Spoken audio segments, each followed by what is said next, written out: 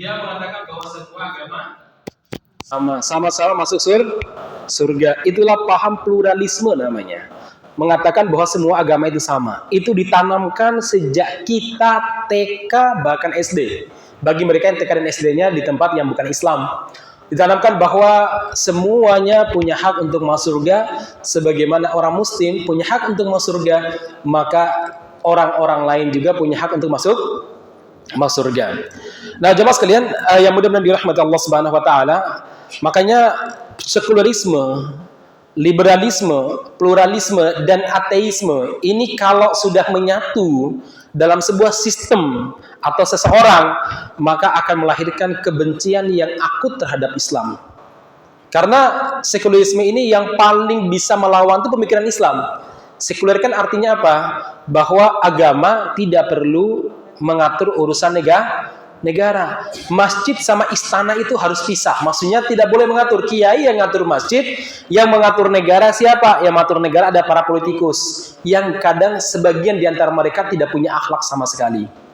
Nah, itu namanya sekularisme. Jadi agama nggak usah cawe-cawe, jangan bawa-bawa agama di panggung politik. Padahal saat kampanye pakai sorban, ya saat kampanye pakai jubah, bicara Palestina untuk meraih simpati, ya. Nah, jemaah sekali lagi, ini namanya sekularisme. Yang hari ini sekali lagi berpadu di sistem yang ada di negeri kita. Sekularisme, liberalisme, pluralisme, dan ateisme menyatu. Sehingga melahirkan kebencian yang akut terhadap Islam. Makanya ada kriminalisasi para ulama. Dituduh dengan berbagai macam tuduhan. Maka di kesempatan kali ini saya ingin menyampaikan satu tema. Ya, ulama yang mereka ini adalah orang-orang yang berjasa bagi bangsa dan negara kita. Bayangkan, mereka adalah orang yang membangun peradaban Indonesia.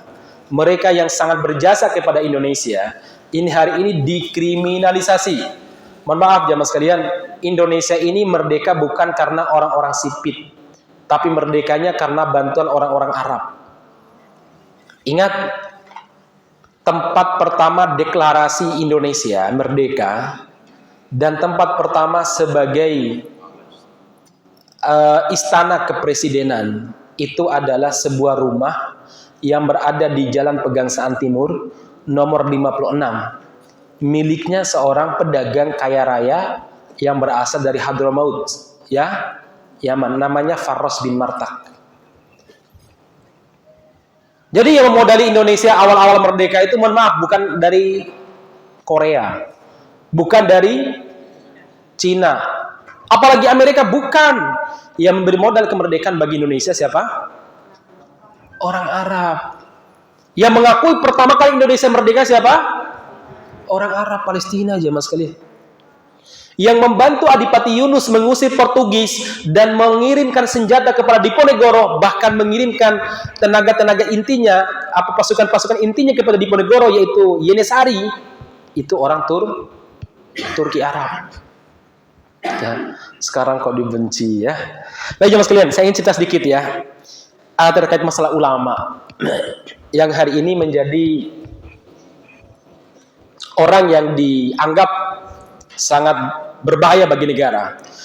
Yang pertama, kedudukan para ulama dalam Islam. Saya sampaikan bahwa para ulama itu pewaris para nabi. Namanya pewaris para nabi berarti mereka itu visi misinya, kehormatannya mirip-mirip dengan nabi. Maka jemaah sekalian yang mudah-mudahan dirahmati Allah Subhanahu wa taala, dalam sebuah hadis Rasulullah sallallahu alaihi wasallam pernah bersabda, "Inna faddal alim 'alal 'abid ka faddil qamari lailatal badari 'ala sairil kawakib." Sesungguhnya keutamaan para ulama dibandingkan dengan orang-orang abid ahli ibadah seperti kita yang rajin puasa sunnahnya, yang rajin sholat tahajudnya, gitu gak? Ya. Mungkin di antara kita ya. Nah, keutamaan para ulama seperti keutamaan bulan purnama di atas semua bintang yang ada di langit. Artinya bintang itu adalah ahli ibadah dan para ulama itu adalah bulan purnama. Saya tanya sama Bapak Ibu sekalian, kalau di langit ada berbagai bintang, beribu bintang, kemudian ada bulan purnama, mana yang paling cerah dan memberikan penerangan bagi bumi di malam hari? Bulan purnama, jemaah sekalian. Begitulah para ulama. wa innal ulama warathatul anbiya, kata Rasul. Sesungguhnya para ulama pewaris para nabi. Wa innal anbiya, dan para nabi itu lam yuwarrithu dinaron wala dirhaman, tidak mewariskan dinar apalagi dirham. Innama warrathul ilma, tetapi para nabi mewariskan ilmu. Faman akhadahu, siapa yang mempelajari ilmu dengan baik, faqad akhadha bihadzin wafir, berarti dia telah mengambil, dia telah mewarisi warisan-warisan para nabi. Masya Allah. Jadi Anda, bapak-bapak, ibu-ibu, datang ke sini untuk ngaji, ini bagian daripada kita mengambil warisan nabi. Kita mengambil apa? Warisan nabi, jemaah sekalian. Nah, ini sekali lagi Rasul mengatakan bahwa para ulama pewaris para nabi. Kita punya kawan atau punya ustadz sepuh, kiai sepuh. Kiai kita tersebut meninggal, dia punya putranya itu walaupun secara ilmu dan level kesolehan beda dengan bapaknya, tapi kita hormat putranya itu karena hormat kita pada orang tuanya sebagai ulama. Nah, ini pewaris para nabi. Nabi itu lebih terhormat, maka kita harus menghormati mereka sebagaimana kita menghormati para nabi, walaupun derajat mereka berbeda. Para ulama pewaris para nabi. Memang ada nilai-nilai yang berbeda. Contoh, para nabi maksum, terjaga dari berbagai macam kesalahan, tapi para ulama tidak terjaga. Namun mereka visi misinya, kegiatan mereka sama dengan para nabi, yaitu apa? Mendakwahkan Islam. Yang kedua, mereka adalah wali Allah Subhanahu wa taala. Jemaah sekalian, manusia, saya menyampaikan di majelis ini juga. Manusia itu kalau dibagi itu cuma dua. Satu wali Allah, yang kedua wali setan. Enggak ada wali yang ketiga. Wali songo, wali Allah. Ben wali ben, insya Allah wali Allah juga. Kan santri itu kan? Wali Allah juga, walaupun mungkin tingkat kewaliannya dengan para ulama berbeda, tapi mereka juga wali, karena selama mereka muslim. Nah, kita tinggal lihat, kira-kira wali setannya siapa? Wali setan itu pasti memusuhi wali Allah segampang aja. Tanpa kita tunjuk, itu wali setan. Tapi ketika dia memusuhi wali Allah, itu pasti wali setan. Begini ya mas kalian. Gampang aja, ini Islam itu paling gampang dalam cara berpikir sebenarnya. Kalau Anda bingung, kira-kira terorisme itu baik atau buruk? Maksudnya perang melawan terorisme itu baik atau buruk? Gampang aja. Coba lihat, kira-kira yang mencetuskannya siapa? Amerika. Dijadikan program PBB. Sekarang Amerika saat itu dipimpin oleh George Bush. George Bush itu Muslim apa bukan Muslim? Bukan. Wali Allah apa bukan? Berarti wali setan. Gampang kan? Nah, berarti program yang direncanakan oleh wali setan pasti dalam rangka memerangi wali Allah. Maka Anda lihat di Indonesia, penjara kasus terorisme nggak ada namanya non-muslim, semuanya muslim, dan semuanya adalah ulama, para aktivis, walaupun sebagian juga ada yang orang-orang ISIS. Di Guantanamo, penjara yang disediakan oleh Amerika itu untuk para teroris. Anda tahu isinya siapa? Muslim semuanya. Nggak ada orang Hindu, nggak ada orang Buddha. Padahal orang Buddha membantai kaum muslimin Rohingya. Ditangkap radikal, teroris? Enggak. Dulu, siapa tuh yang membunuh umat Islam di Selandia Baru pakai senjata itu, namanya siapa? Di Selandia pasti nggak dibunuh kasus itu. Dia live streaming coba membunuh umat Islam di masjid pakai apa? Live streaming Facebook itu. Kalah beliau ini. Itu sampai sekarang apa disebut sebagai teroris? Enggak. Jadi ibu-ibu, bapak-bapak tuh nggak usah bingung. Kira-kira perang melawan terorisme, perang melawan Islam, pas monotok.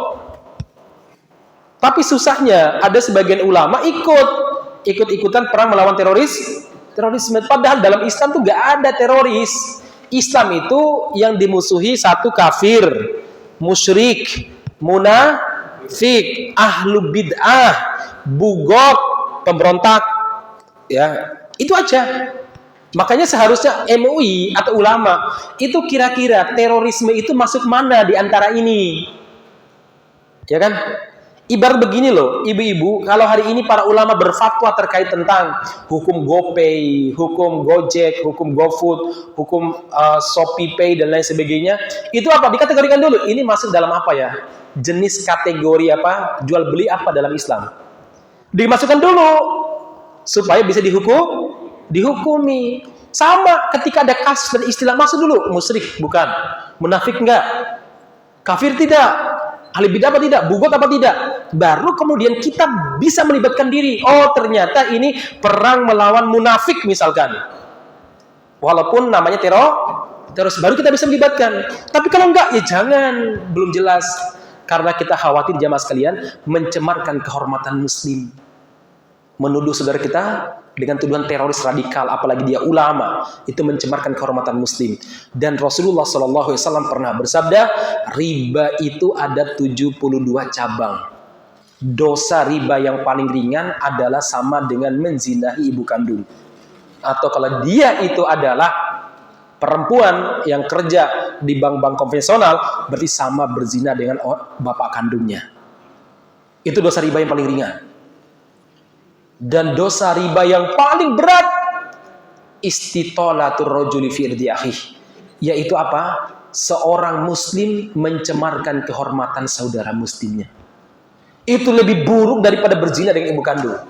Makanya mereka yang menuduh para ulama sebagai teroris, mencemarkan kehormatan mereka, menyebut mereka radikal, menyebut mereka ekstrim, mereka ini lebih buruk daripada berzina ibu kandung. Loh, karena dosa yang paling berat riba itu adalah mencemarkan kehormatan saudara muslim jemaah sekalian. Sementara mereka bukan muslim lagi, tapi mereka wali Allah. Mereka siapa? Wali Allah Subhanahu wa taala.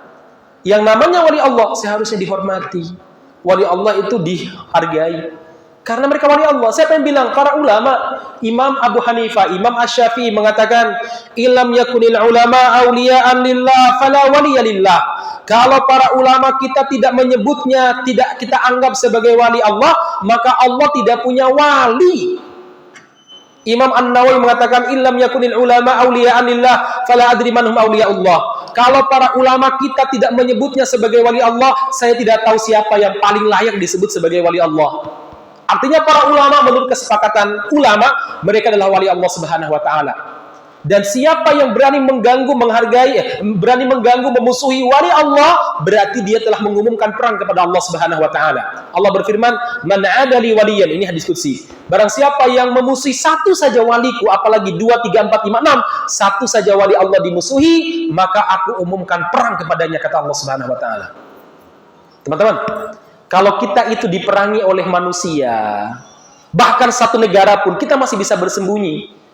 Orang Jawa misalkan bisa lari ke Gunung Lawu, saat makan, Gunung Lawu banyak makanan, nanam pohon tumbuh insya Allah, nanam singkong tumbuh, nanam pisang tumbuh. Kita bukan seperti padang pasir, bisa bertahan kita hidupnya. Ya. Hewan bisa dimakan, burung masih bisa ditangkap.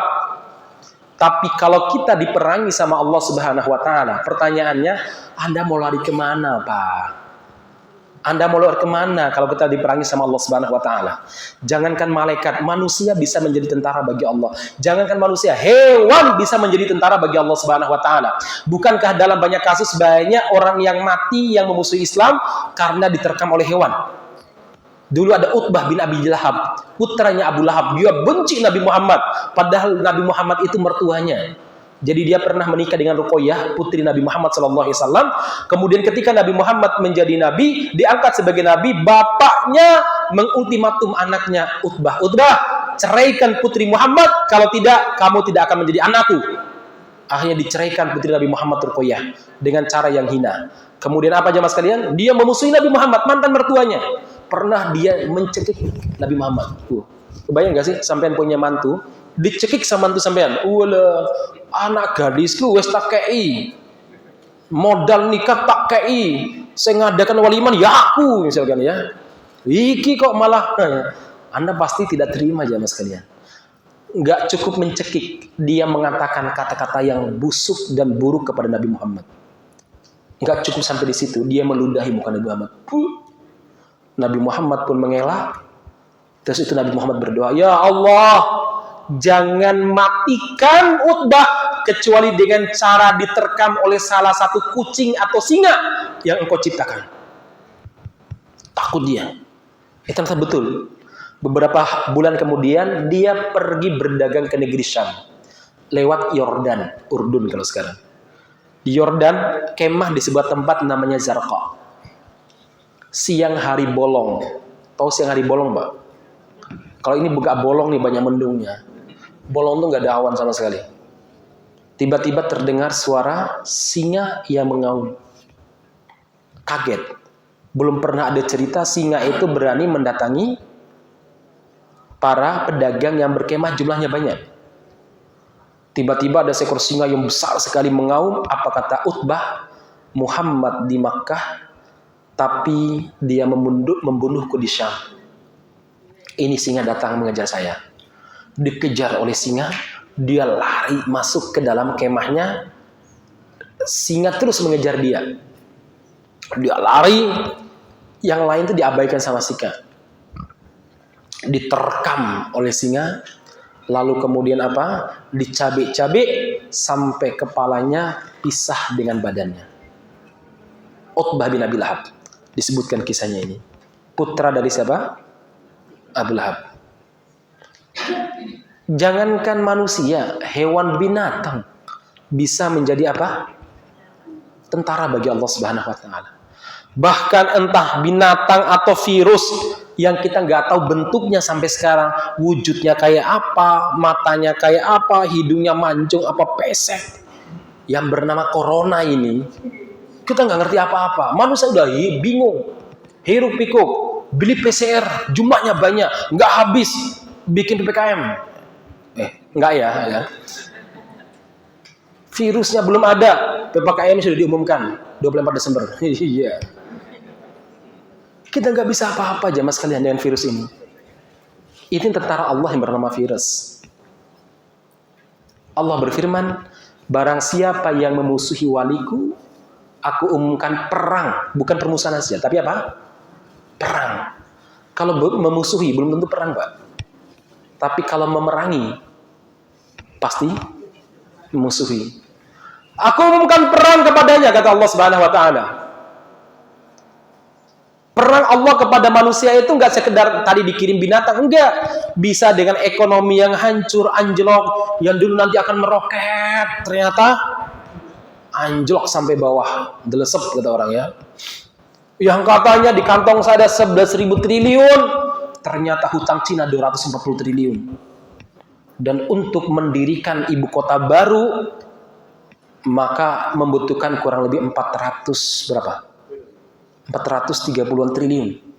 Dari mana datanya? Katanya pajak dinaikin. Udah susah hidup, Mbak Sri pingin menaikkan pajak. Sekarang aja mencari makan susah. Dengan kondisi seperti ini, pajaknya mau dinaikin.